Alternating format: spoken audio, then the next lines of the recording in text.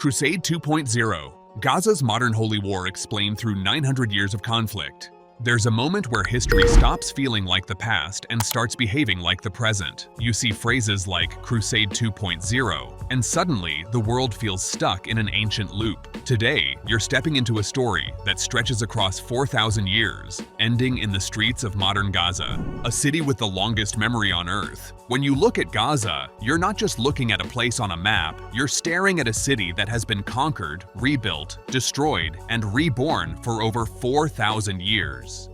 And if you're wondering why today's conflict feels so heavy, so charged, so drenched in historical echoes, that's because Gaza has lived through everything. It began as a Canaanite settlement, then it fell under the ancient Egyptians for 350 years longer than many countries have existed. The Philistines claimed it as one of their principal cities. The Assyrians came crashing in around 730 BC, making Gaza part of their empire. And then came one of the defining figures of world history, Alexander the Great. He didn't just capture Gaza, he besieged it in 332 BC, took it by force, and killed most of the population. When it was resettled by nearby Bedouins, it transformed into a center of Hellenistic learning and philosophy. For a while, Gaza bounced between two Greek powers, the Seleucids of Syria and the Ptolemies of Egypt. Then in 96 BC, the Hasmoneans took it. Pompey Magnus rebuilt it under Rome. Herod the Great took control. The Romans funded its prosperity, and a senate of 500 locals governed the city. Between 396 and 420 AD, Saint Porphyrius changed Gaza's religious identity entirely, driving the conversion to Christianity and destroying 8 pagan temples. And then another transformation. In 637 AD, Muslim general Amr ibn al-As conquered Gaza. The city shifted again, and most of its population adopted Islam. Under Muslim rule, Gaza went through cycles of flourishing and decline. The Crusaders captured it in 1100. The forces of Saladin drove them out, and by the late 13th century, it was firmly under the Mamluks. Under the Ottoman-appointed Ridwan dynasty in the 16th century, Gaza entered a golden age. Then came 2 violent earthquakes, 1903 and 1914, followed by its capture by British forces in 1917 during World War I. Under mandatory rule, Gaza grew massively. The population surged after the 1948 Arab-Israeli War when refugees poured in. The city became a core battleground in the Israeli-Palestinian conflict. Decades of occupation, uprisings, wars, and blockades reshaped its landscape again. And after the most recent Gaza war, parts of the city were left destroyed and depopulated. So when you hear Gaza invoked in ancient or biblical terms, it's not just rhetoric, it's history talking. A city that has known pharaohs, prophets, emperors, caliphs, crusaders, sultans, and colonial rulers becomes fertile ground for old narratives to resurface. Why, Crusade 2.0 became a phrase people reach for. Now, here's where the story takes a sharp turn. People throw around the phrase Crusade 2.0 like it's a simple comparison, but you deserve a clear distinction. The medieval Crusades were explicitly religious wars. Pope Urban II called for them in 1095, promising spiritual rewards, literal forgiveness of sins to anyone who took up arms. Armies marched from Europe to the Levant under the banner of Christ. Their goal was not negotiation, diplomacy, or coexistence. It was conquest, reclaiming Jerusalem, and establishing Christian crusader states.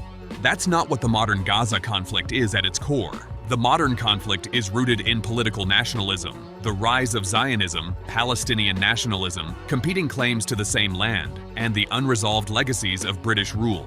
It's about borders, sovereignty, identity, security, military control, displacement, and statehood. But here's the twist you need to understand. While the conflict itself is political, some actors within it use religious language so intensely that it reshapes the perception of the conflict. That's how you end up with people invoking crusades, holy wars, prophecy, and biblical narratives even when the underlying mechanics are political. Hamas and the religious framing of violence. If you want to understand where the religious framing comes from, you have to start with the ideology inside the Hamas Charter. The 1988 Covenant of the Islamic Resistance Movement, 36 articles long, doesn't talk in diplomatic terms, it talks in divine ones. It says, Israel will exist and will continue to exist until Islam will obliterate it. And It strives to raise the banner of Allah over every inch of Palestine. The covenant frames the mission as jihad, not a political negotiation, but a religious duty. So when Hamas calls its October 7th attack an act of jihad, it's consistent with its founding ideology. And because the attack targeted civilians, women, children, elderly people, you can understand why Jews, even secular ones, interpreted it not merely as an assault, but as a reincarnation of historical attempts to annihilate them. It echoes Old Testament narratives of destruction and survival that are deeply embedded in Jewish memory. When Jonathan Bluestein compares Hamas to the Amalekites' ancient enemies described as merciless, he's describing a psychological and historical response, not just a military one. In the Jewish tradition, the Amalekites represent evil that threatens the vulnerable. And when Jews cite the Passover belief that in every generation a pharaoh rises to destroy us, they are drawing a direct line from ancient enemies to modern ones. Why some Christians see the conflict as biblical destiny. Now, let's step into another religious lens: fundamentalist Christian support for Israel. This isn't about politics for them, it's about scripture. You have Genesis 12, 1-3, where God promises Abraham the land of Canaan and says, "I will bless those who bless you." You have Genesis 17, 7-8, calling the land an everlasting possession. You have Exodus 6, 8, promising that God will bring the Israelites into that land. And then, in the New Testament, Romans 11, 28-29, which declares God's calling for the Jewish people irrevocable. For fundamentalist Christians, these aren't metaphors, they're instructions. When Donald Trump moved the US Embassy to Jerusalem, these groups celebrated it as aligning with biblical covenant, not just geopolitics. Their support for Israel is rooted in prophecy, promises, and a belief that Israel's existence is divinely ordained. Again, you're seeing how religion enters a political arena and transforms it. The global aftershocks. After October 7th, the world didn't just watch, it reacted. Jewish centers across the US received bomb threats. Buildings were vandalized. Telegram channels saw a 400% spike in calls for violence against Jews, Israelis, and Zionists, according to the Anti-Defamation League Center on Extremism. The FBI reported a sharp rise in threats toward both Jews and Muslims.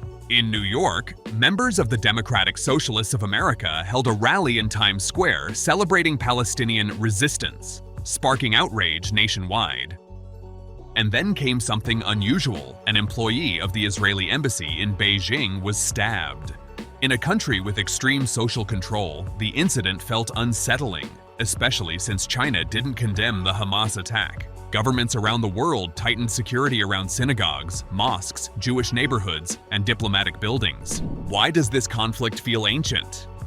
By now, you can see the pattern clearly. The modern Gaza conflict is not the Crusades reborn. The motivations are political, the actors are national, the strategies are modern. You have Hamas framing violence as jihad. You have Jews viewing the attack as another chapter of attempted destruction. You have Christians seeing Israel's survival as covenant. You have Gaza standing as a city shaped by 4,000 years of conquest. And you have global powers reacting through lenses shaped by identity, ideology, and fear. You're watching modern politics wearing medieval clothes. That's why the phrase Crusade 2.0 echoes even when it doesn't fit. So the real question isn't whether this is a new crusade. The real question is whether you can recognize how centuries of belief, trauma, memory, and identity are shaping what you're seeing right now and what that means for what comes next. You tell me, what story do you think the world is repeating?